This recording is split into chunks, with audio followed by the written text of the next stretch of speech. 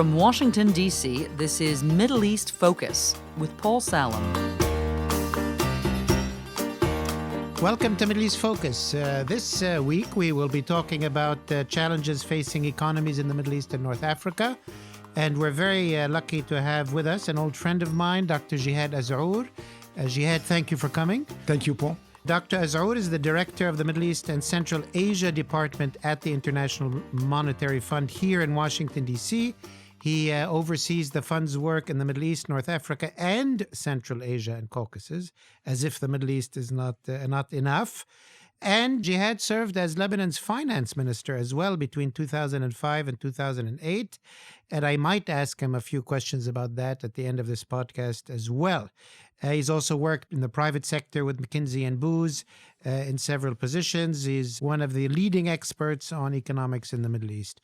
Jihad, thank you again for coming. And I want to get right into sort of the big picture of economic challenges in the Middle East and North Africa, particularly zeroing in on the issue of unemployment and young people and their future economic prospects. How are you seeing things at the IMF? Well, thank you, Paul. The region is clearly at the crossroad on that issue. We see recovery taking place over the last 2 years, both in oil importing as well as also in oil exporting countries. But when you look at the level of growth, it's still not enough for the region to address long-standing issue of unemployment. But what are the levels? How do they compare to the levels before the Arab uprisings? We are getting close to the levels of the first decade of this century, yet the challenge of unemployment grew over the years.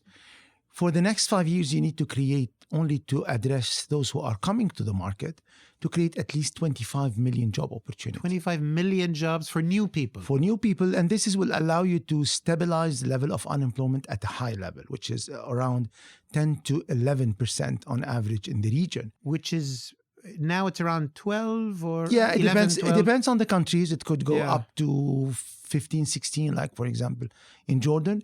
And the real issue is for the youth and for the women, because this is where you have low level of participation in the labor market and high level of unemployment. Well, let's stop at youth for a moment. I've seen figures that youth unemployment, meaning 15 to 25 maybe, is around 30%, whereas the global average maybe is 15%. Am I right with those figures? And then women, young women is much higher. Correct. And I think this is fueling part of the discontent that we saw over the last few years. Yeah. The aspiration of the young generation is not being fulfilled. And they feel that it is who you know matters more than what you know. And I think this is one of the main challenges that the region is facing. And this is why we at the fund, recently, we in fact focused our work on inclusive growth, because we believe that the region has the potential and should grow at higher rates. Well, when you look at our region, Yes. And for the past 4 decades, I would say, we've achieved in certain periods medium growth, 5%, 6%, 4%, 5%, 6%. Some countries may have exceeded that from time to time, but none of them have achieved the breakthroughs that you saw in East Asia, then Southeast Asia, or even Turkey or Israel. And here I want to ask separately, there's of course the oil economies who have always just relied on oil, and now they're trying to diversify. But I'm talking about the Moroccos, the Tunisias, the Egypts, which have never been able to break through, although they have cheap labor markets, they're close to Europe, they're close to waterways. What's the problem? We have several forces at work here. Demography is one. We have had in the last few decades higher level of growth in demography than other parts of the world. Too many people. Too many potential that were not fulfilled. And I think this is where the focus should be. This is a young populated region. 60% of the population is below 30, which means that in the new technology revolution, you have a chance. But for the region to capture the potential is education going to be, in fact, the main area of focus in terms of policies. The other aspect that is needed in terms of public policy is to allow the private sector and the entrepreneurial spirit of the region to blossom. Otherwise, the state cannot keep creating jobs. And we have issued recently a study that shows that the public sector has been inflated in terms of employment, and it didn't improve quality of services or efficiency of government. Well, generally, I mean, most private sector in the Middle East seems rather dependent on the state, crowded out by the state. It's kind of a crony capitalism, at least traditionally. Are there any countries that have broken free of that and really have a vibrant private sector? Would you point to any successes? We have several success stories. I think we don't have a critical mass of that. We have countries like, for example, Morocco has been able to attract technology in certain industries and move up into what we call the value chain and get more integrated into the regional and international economy. Others, like Egypt, are trying, and then we saw in the recovery that Egypt witnessed over the last year or so, improvement in export as well as also attracting more FDI. One also has to be cognizant of the challenges that the region went through over the last decade. We had at least economically to weather 4 big shocks: the international financial crisis, and then the Arab Spring, and then ISIS and security issue with the refugee problem that came with it. And last but not the least, the shock of oil price. All these shocks, in fact, affected the region. The region showed resiliency, and this is despite those shocks. We are seeing growth coming back. But as I said, it's not enough, and this is where the whole focus should be: how to design policies that will allow the 2% or 1 additional percentage point of growth to materialize. And this is where the policies need to be focused, and this is where the inclusive growth agenda is the way to lead. Well, let me ask you, I mean, in the last year or two, the global economy is picking up. To what degree are economies in the Middle East and North Africa, you mentioned Morocco, being part of the global value chain? Maybe the United Arab Emirates is connected in its own way. To what degree does that rise in global economic growth represent a real opportunity that the Middle East can leverage? Or is the Middle East too cut off in its own problems to really take advantage of it? Here we need to look at more than one sub-region. Oil exporters, because of the drop in oil price and the fact that OPEC came up with its agreement to limit production, affected their level of growth. And 2017 was a year where they bottomed out. And they had very low growth on the oil sector. The good news is the non-oil sector is growing, and growing at faster speed than the average growth. Those countries are trying to diversify their economies, at the same time to do some structural reforms, because they have to live in a new norm, which is an oil price that is not 100 or 110, but on the mid 50 to mid 60. And the oil importers, you have different stories. You have countries like Lebanon, Jordan, Tunisia that are not able to grow beyond 2%. And there are reasons for that. Some of them are outside their control, the security problem or the refugee issues for Lebanon and Jordan. Some of them is because of the transition. Transition takes time, for example, in Tunisia, and requires some effort for that. Yet, I think given the level of debt and vulnerabilities that those countries are facing, on average, the debt exceeds 80% in most of the oil importing countries. You need to make still additional efforts. This 2 tracks, stabilization on one hand, and also opening up and accelerating the reform on the other hand. Hopefully they will play together. Those are the 2 keys. They will play together to address and solve the problem. Let me ask you about 2 of the elephants in the region. I mean, Morocco is one of them, and you mentioned a little bit that it has some positive dynamics. In the Arab world, obviously, Egypt and Saudi Arabia, very big players, both of them going through exceptional times, no matter how you want to describe it. I'd like to hear a little bit your take on the Egyptian economic reforms and what they might promise or portend in the coming year or two. And obviously the Vision 2030 and the efforts in Saudi Arabia. What might the short-term prospects of the Saudi reforms bring in the economy? Very quickly, Egypt did a certain number of adjustments that were painful, of course. but allowed Egypt to, in fact, reset and restart very quickly. In less than a year, they were able to regain growth, to attract a lot of inflows that led to improve their financial indicators, as well as also improve some of their economic indicators, be it on export, trade, as well as also tourism. Yet they are in the middle of the road. And still they need to go deeper in terms of structural reforms. And what would that mean? It means that they need to allow the private sector to lead the growth. And this requires some adjustment in the role of the state. It means that education has to focus more on building the skills that would allow Egypt, which is a big market, it's 100 million population market, to create enough business opportunities and cater for around 700 to 1 million new job seeker every year. Yeah. And therefore, Egypt has to address those issues if Egypt wants to reach a sustainable level of growth.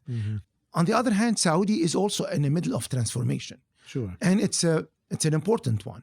And the Saudi economy is the largest economy in the region and also has an impact on several other economies. Some of the reforms that were introduced recently, like the introduction of the value-added tax, as well as also reducing some of their spending on subsidy, are reforms in the right direction.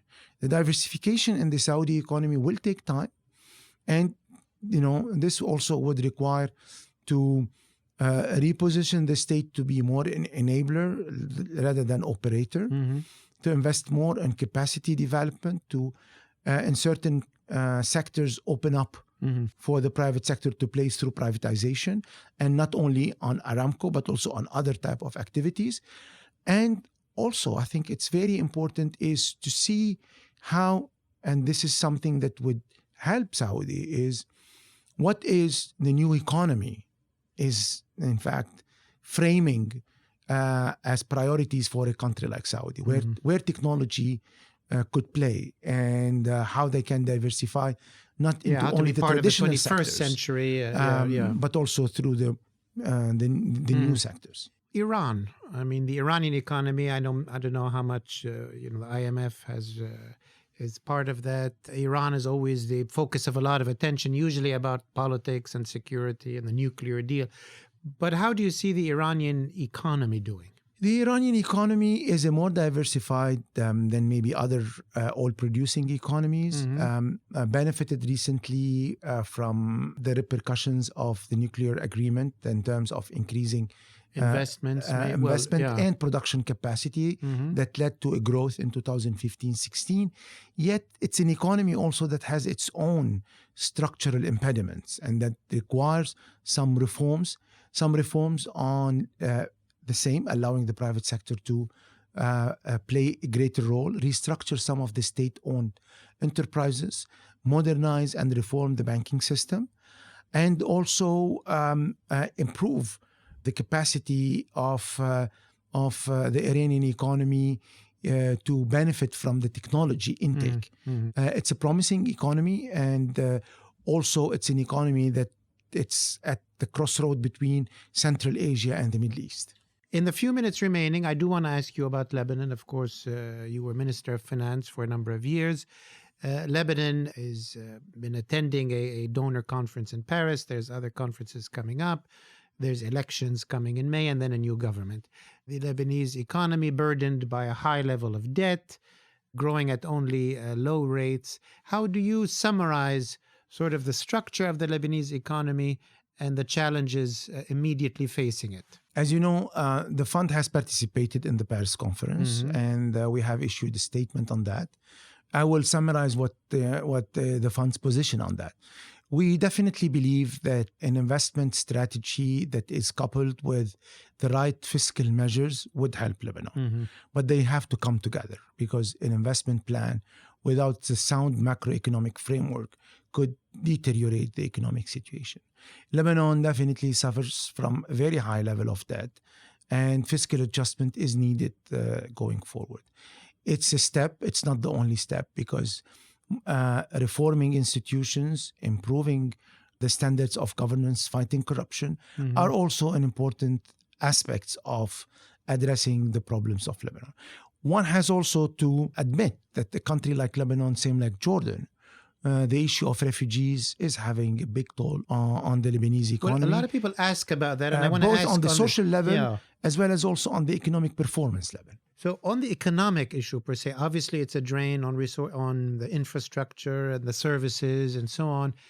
What are exactly its effects on the sort of macro economy? There are more than one effect. You have the refugee effect and you have the Syrian conflict effect. The Syrian conflict effect is affecting Lebanon in a way that is limiting the ability of the Lebanese economy to trade through Syria. Used to trade through overland. As well as also used to receive big part of the tourists through also land. Therefore, for an open economy like the Lebanese economy, there is an additional cost. On the other hand, the fact that you have a number of refugees that in some aspects competing with your local forces, requiring some public services, is also an impact.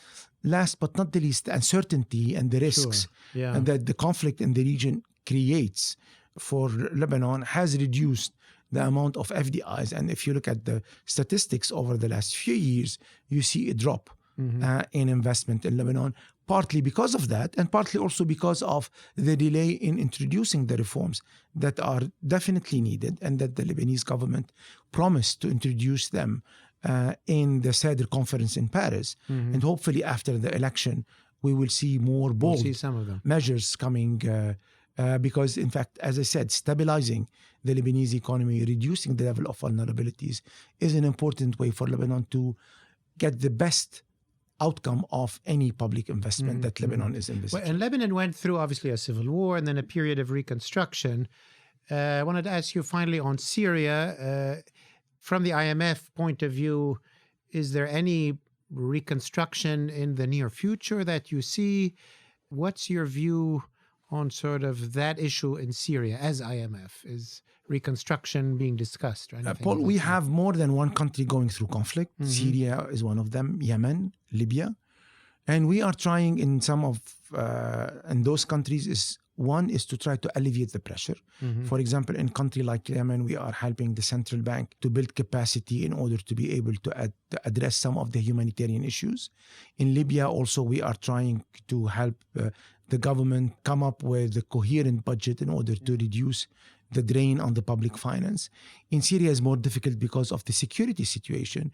But what we are trying to do is to be always following up on those developments and internally being prepared for the post-conflict for both those three countries, if and when this happens, to be ready in order to help. And the way we help is by providing the macroeconomic framework for stabilization, provide also the support to build the institutions and make them operational very quickly, especially the central bank, the Ministry of Finance, and the center of government. And three, also to mobilize international support for the reconstruction to take place. We keep updating ourselves, but unfortunately the security situation in those countries are not allowing us to be able to be on the ground. To end, or at least start to end before you can begin moving. Jihad, there's so many questions I could ask you, but time is indeed up. We will certainly have other occasions to host you and discuss with you. Thank you so much for being with us today. This was Dr. Jihad Azour, the head of the Department for the Middle East and North Africa at the International Monetary Fund. To our listeners, thank you for joining us, and we will see you next week. This has been a presentation of the Middle East Institute. To support MEI's programs and podcasts, please donate at www.mei.edu. Thank you for your support.